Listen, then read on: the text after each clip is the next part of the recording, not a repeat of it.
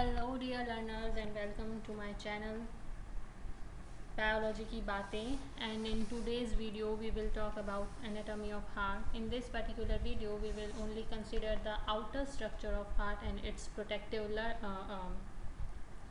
layerings, and the target audience for this particular video are the students who are NEET aspirants and those who are undergoing graduation and post graduation with the subject zoology as their optional subject or as a sole subject. So let's start. Human body is a complex structure and it needs a permanent and continuous blood flow in each and every part of the body. And for this continuous blood flow, the organ which is responsible is the heart. Okay, so the human heart is a major organ of blood circulatory system, and it is a muscular organ which acts as a circulatory pump of the body. Just imagine, as we use electric water pumps to circulate the water, or for the downward to upward movement of the water we use electric water pumps. In similar way, the heart acts as a circulatory pump for the body.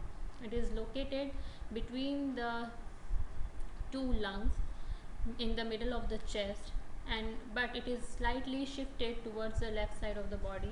That is why when we consider the exact position of the heart, we used to say that heart relies in the left side of the body.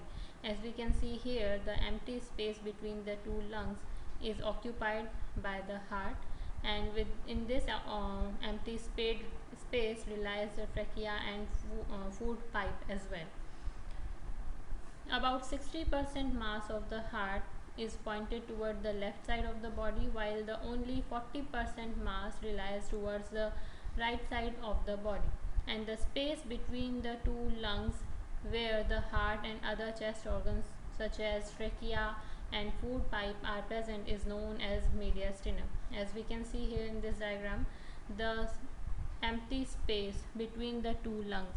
If we see from the front side of the body, this space between the two lungs is the mediastinum, while in this diagram we can see that the front side of the heart is occupied by the sternum. This is the sternum rib cage, and the downward in the downside is present the diaphragm, while just behind the heart relies the pharynx or food pipe, and then comes the spinal cord.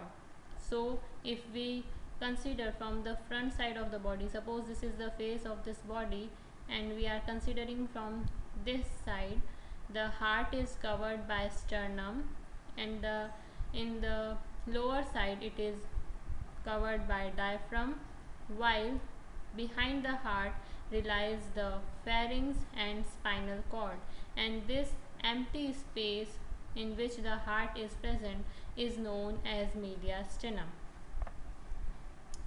The size of the heart is near about the closed fist of the respected person. If we are considering a child, the size of the heart of that particular child will be near about the closed fist of the child, while if we talk about the adult, the size of the heart will increase respectively. The average width and the length of the adult heart is around 9 cm and 12 cm respectively, while the weight of the heart in male is around 250 to 390 grams, and in female it is around 200 to 275 grams. And the heart is a cone shaped structure where the upper part is a wide part which is known as base, and the lower part is a little bit pointed or narrow which is known as apex. As we can see here, the upper part of the heart is a wider one. This wide part is known as base, while the lower part of the heart is narrow and pointed, and this part is known as apex. And this base part is realized just near the intercostal muscle. The intercostal muscles are the muscles which are present in rib cage, and they help in the breathing process of the body. So the base part of the heart relies just near the intercostal muscle, and it is the part where we can feel the heartbeat when we put our hands. Okay, when we put our hands on the chest, we can feel the heartbeat, and this heartbeat is a part where the heart relies near the intercostal muscle. Okay, now we move on to the protective covering of the heart. So like we build our houses with the walls, so many walls are present in the house, and the walls are made up of concrete, stones and brick, but we put on some putty and some distemper just to protect the wall of our house from the outer pollution and from weather effects. In similar way, our heart is also protected under the several coverings. Okay, so inside the mediastinum, a sac-like structure is present, which is fluid filled. Okay, so the sac-like structure which is present inside the mediastinum is known as pericardial cavity, and this pericardial cavity is covered by several linings, and these linings are made up of special membrane. These membrane is known as pericardial membrane or pericardium. So human heart is present inside a sac-like structure. This is a sac-like structure in which human heart is protected, and this sac-like structure is known as pericardium. This particular pericardium itself is made up of two parts. The outer layer is known as fibrous pericardium, while the inner layer is known as serous pericardium. This outer fibrous pericardium is made up of non-elastic connective tissues. Okay, so this outer fibrous layer which is known as parietal layer is basically made up of non-elastic connective tissue.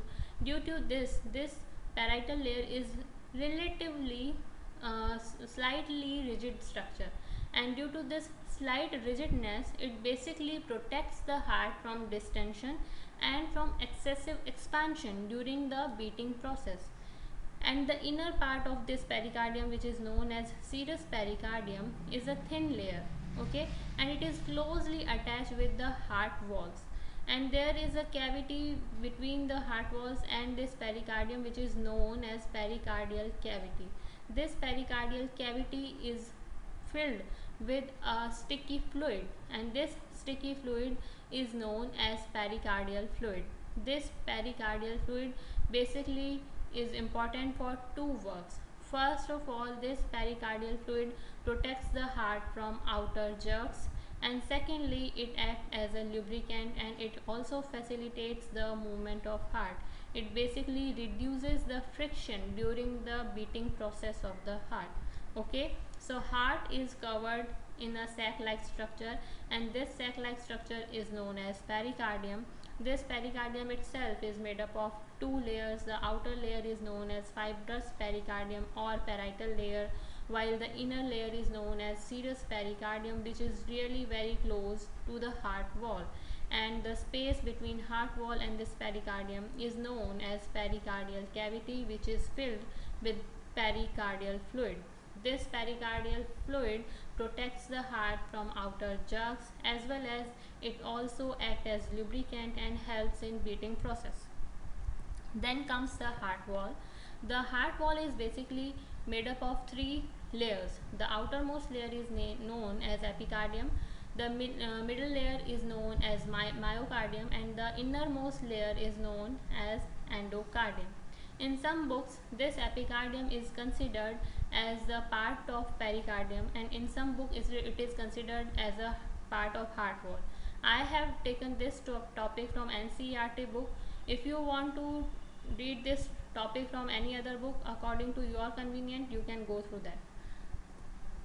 So if we talk about the heart wall, the outermost layer is known as epicardium, which is the most external layer of the heart.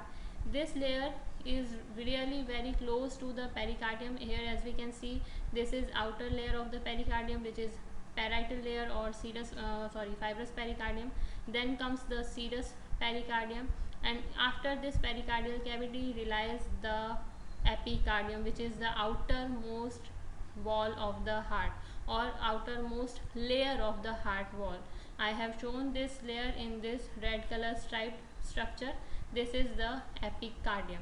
It is a thin transparent layer which is composed of very delicate connective tissue, and it is closely connected with this pericardium. Then comes the myocardium. Myocardium is the middle layer of the heart. It is specifically made up of cardiac muscles, and it is the most thick wall among all the three layers of the heart, and it is responsible for the pumping activity of the heart, and that is why the thickness of the myocardium gets changes according to the workload faced by the heart. uh, you can understand it by this example that the left ventricle of the heart has the thickest myocardium. Why? Because the left ventricle have to pump the blood to whole body, and that is why the workload of the left ventricle is the higher, and that is why due to high workload the myocardium in the left ventricle is very thick, while the right ventricle has the thin myocardium because it has to pump the blood only towards the lungs, and as the workload is very low here, the myocardium is very thin. So according to the workload faced by a particular part of the heart, the thickness of the myocardium changes, and it also shows the thickness of the myocardium also shows the workload faced by the heart part. Then the innermost layer comes, and the innermost layer is known as the endocardium. This is very thin and delicate layer which is made up of endothelium, and it basically covers the connective tissue of myocardium, as well as it covers all the inner linings, inner structure of the heart, such as all the chambers and all the walls of the heart are covered by this particular endocardium. As we can see in this diagram, it is more clear here. This particular thin layer is known as endocardium, while here as we can see this is the myocardium, which is the most thick layer of the heart, and then comes this is the epicardium. So all these three layers are the heart wall, while these all outer parts are the part of the pericardium. So here it was all about the outer structure of the heart. I hope you understand the topic very well. If you find this topic and this video useful, do like, share and subscribe this channel, and hopefully you all are doing well. So stay fit and healthy, keep your studies and preparations going with me and my channel. And if you want to understand this particular topic in Hindi, a Hindi version of this video is also uploaded on this channel, so you can go through that video also. And don't forget to press the bell icon so that you will be stay connected with us for upcoming videos. Thank you once again. Stay happy, stay healthy, and best of luck.